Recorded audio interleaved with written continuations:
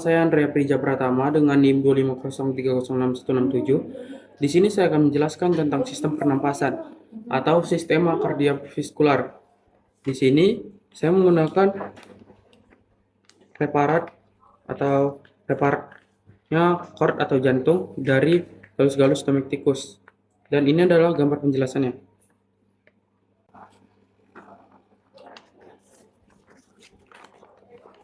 Yang pertama, itu ada ventricle dexter. Ventricle dexter atau bilik kanan pada jantung. Ventricle dexter ini berfungsi sebagai alat untuk memompa darah yang mengandung karbon dioksida yang akan dituju ke paru-paru.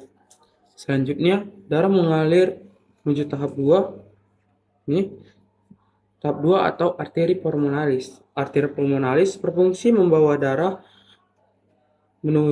darah kotor yang mengandung O2 dari jantung menuju paru-paru.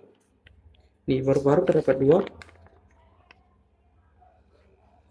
kiri dan kanan. Pada paru-paru terjadi pertukaran gas, di mana karbon dioksida dilepaskan dari darah dan oksigen akan diserap kembali oleh darah. Setelah darah mendapatkan oksigen, darah akan kembali menuju jantung melalui tahap keempat. Ini, pada tahap keempat adalah vena pulmonalis. Pada vena pulmonalis berfungsi membawa darah yang kaya oksigen hasil dari pertukaran gas pada paru-paru kembali ke jantung. Darah tersebut masuk ke tahap 5, yaitu atrium sinister atau serambi kiri. Atrium sinister berfungsi menerima darah yang kaya oksigen yang berasal dari paru-paru.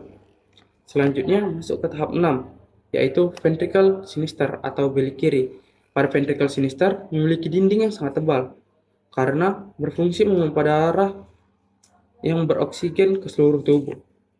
Setelah dari ventricle sinister, darah dipompa menuju tahap 7, yaitu aorta, di mana aorta merupakan pembuluh darah utama yang membawa darah yang kaya oksigen yang berasal dari jantung menuju ke seluruh tubuh.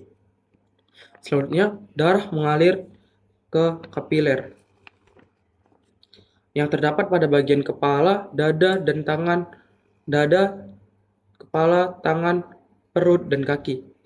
Pada kapiler ini terjadi pertukaran zat, di mana oksigen dan nutrisi yang diberikan kepada sel-sel tubuh, sedangkan karbon dioksida dan sisa metabolisme yang diambil oleh darah.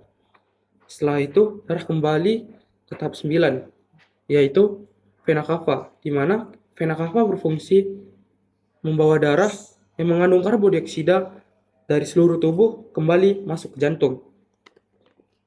Setelah itu, pada tahap ke-10, darah kembali masuk ke atrium dexter. Yang ke-10 ini namanya adalah atrium dexter, yang membawa darah kembali ke jantung, kembali ke ventricle dexter, dan sirkulasi peredaran darah akan terus berulang. Sebagai kesimpulannya, sistem peredaran darah pada preparat yang saya gunakan atau galus-galus domesticus akan terus berulang, dan peredaran darah pada galus-galus domesticus terbagi menjadi dua jalur utama, yaitu peredaran darah kecil.